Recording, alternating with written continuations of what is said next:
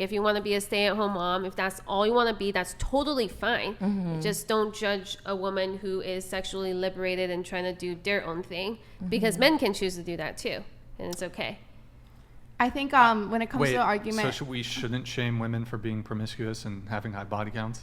If we're not it's shaming just like, men as much. If we're not shaming men, I mean, it depends. I feel like we're more so stigmatized for it. Yeah, no, women are stigmatized. But I think that is such a cop-out answer, though. I feel like at the end of the day, you both still risk STDs, and you both still risk like being a child coming alive out of that coitus. So honestly, the whole idea that's like, oh no, it's just different. I think it's a cop-out for consequences. Evopsych and biological reasons because of paternity uncertainty. Yeah, no, and I'm saying the consequences are the same, and I don't think you should cope with the idea that like, oh no, like you still have these immense responsibilities at the end of the day. And if you want to talk about evopsych, Not yet. No, it was yet. like just like I didn't just see the it. top, just the top of a little bit of color.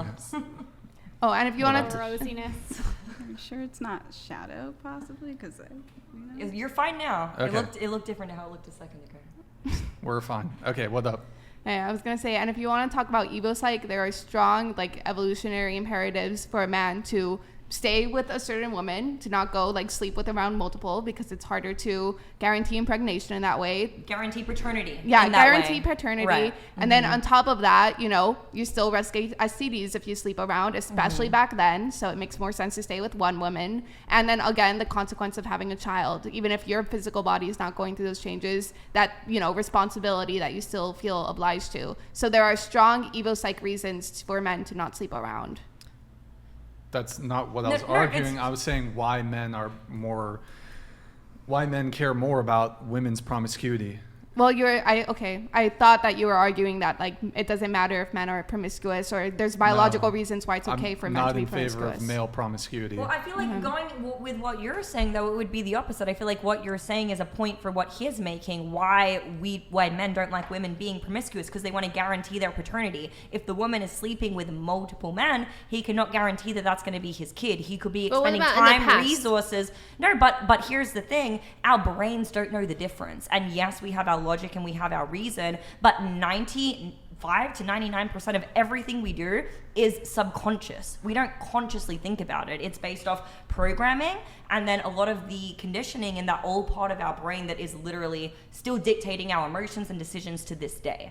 But why are we so different in our perspectives if we're both similarly programmed? Sure, that's where the nature versus nurture argument comes in. So I do agree that nurture does, to some degree, have some pull. It absolutely does. But I'm saying on the balance of probability, when you put people into an environment and there is no external influences, I feel like people will still have a natural inclination or drive or proclivity to act within a certain way, irregardless. You think like without any societal pressures and norms, if they were just free roaming like in the forest, like we're all like nomads without any sort of social construct, people would care highly about body count. Like I do. Tribes, I think that women would still feel low self-esteem. I think they would still suffer depression. I feel like they would still suffer what's the word? It's escaping me right now, but they would still feel these things naturally without society's judgments based on them. And that's where society's judgments come from. We didn't pull this shit out of thin air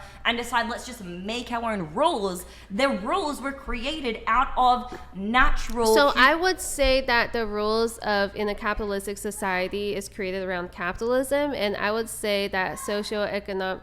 Like your degree of happiness is largely determined by income. Like there's like a technical like economics of happiness, and the scale goes up. Like if you're making zero income, you're miserable. Here's like the happiness scale. But then if you make $70K a year, it's like all the way up here. There's like a huge difference. And then I know it like diminishes. It's kind of like an E curve.